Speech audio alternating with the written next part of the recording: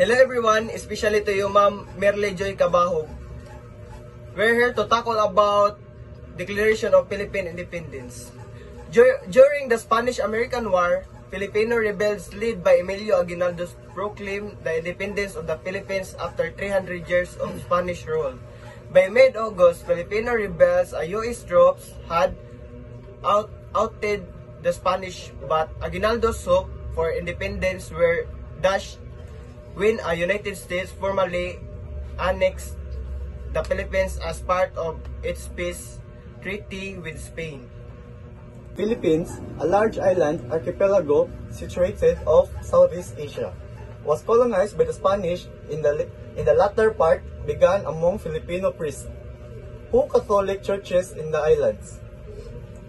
In the late 19th century, Filipino intellectuals and the middle class began calling for independence.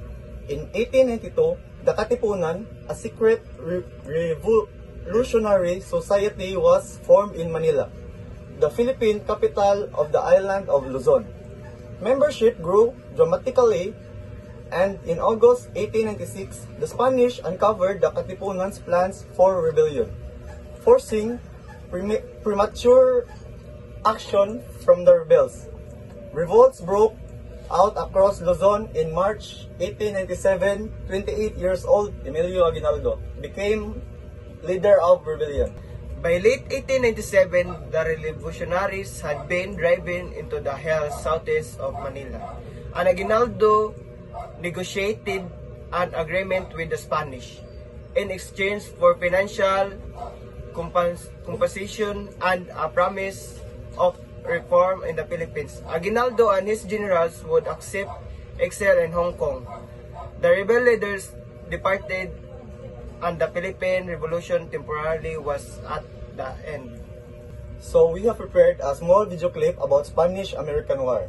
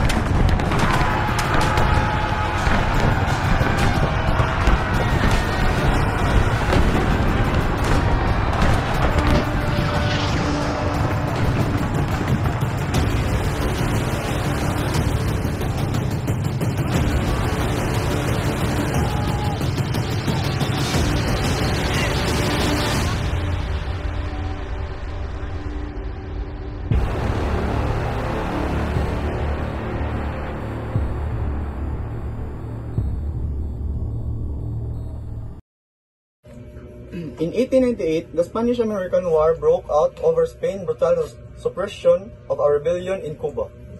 The first in a series of decisive U.S. victories occurred on May 1, 1898, when the U.S. Asiatic Squadron under Commodore George Dewey annihilated the Spanish Pacific Fleet at the Battle of Manila Bay in the Philippines.